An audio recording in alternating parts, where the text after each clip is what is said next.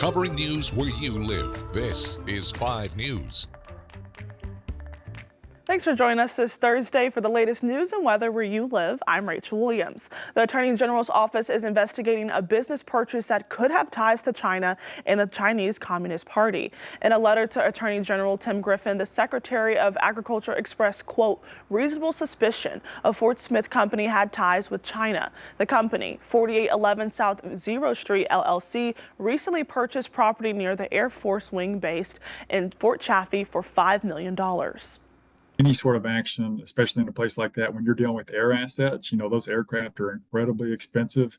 If you take an entity that could undermine and cripple one of those technologies or an asset, it could be extremely devastating. Now, if the company does have ties with China, it could invoke Act 363, which bans businesses owned by foreign adversaries from purchasing land in the state. Following the investigation, Governor Sarah Huckabee Sanders released a statement saying in part, quote, Communist China is America's greatest adversary. I won't let them buy up land close to our military installations and spy on our nation's defense assets, adding that she has already kicked out one company with Chinese ties for breaking Act 636. The Arkansas Supreme Court ordered the Secretary of State to count the signatures collected by volunteer canvassers for the Arkansas Abortion Amendment. Now we're looking at what this means going forward. This order by the Supreme Court comes after Arkansans for Limited Government filed a lawsuit this month challenging the Secretary of State's rejection of the group's petition. The Secretary rejected the group's petition, citing a lack of paperwork regarding signatures gathered by the group's paid canvassers. Now signatures by volunteers will be counted. The Secretary of State up till now had not counted the volunteer signatures because he said that something going wrong with the paid signatures made it a moot point. This is saying, no, that's not right. The Arkansas Supreme Court has given the Secretary of State's office until Monday morning at 9 to count the signatures. The city of Rogers is setting a deadline for tornado debris pickup. The city hopes to have its massive debris cleanup operation done by August 12th. As of today, the city has cleaned up 806,000 cubic yards of debris. They want residents to keep stacking their debris at the curb so crews can haul it away. And we'll get to more news in just a minute, but first, here's Zach with a look at today's weather. All right, we've got another chance of a stray shower across the area. Temperatures very similar to Wednesday. You know the heat, the humidity we had then, same upper 80s, low 90s. It'll feel more like the mid 90s. Again, can't rule out a stray shower for today. A little bit better chance coming in as we go into Friday and the weekend. We'll get a little more scattered activity, try to get going with some daytime heating Friday, a little bit of a break. And then as we go into Saturday morning, disturbance lifting north out of Texas, going to try to give us a little bit more widespread scattered shower activity. Arkansas certainly a little bit better chance here than Oklahoma. Something we're going to keep our eyes on. Even after that, we'll hold on at least to an isolated shower chance the rest of the day, Saturday into Sunday. And then the main story all of next week will be our next heat wave moving in. We'll keep our eyes on that as well. Rachel.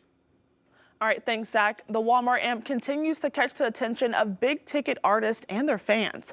That also means more shows are selling out and catching the attention of scammers. 5 News reporter Jose Carranza spoke to the Walmart amp and the Better Business Bureau on how you can avoid falling victim to ticket scams.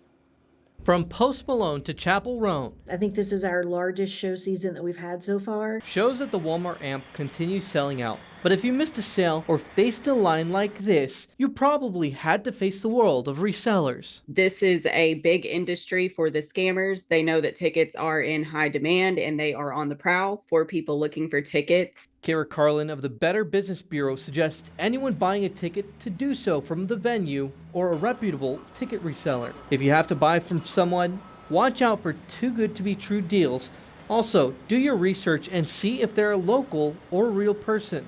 I will say that has even gotten harder because a lot of times what these ticket scammers will do is gain access to a real person's profile and then use that profile to perpetuate these scams. I would ask if you can meet them in person for the exchange in a public place. Walmart AMP spokesperson Jennifer Wilson explains that's why they made a change to digital wallets specifically because of scammers. It has that rotating QR code on it.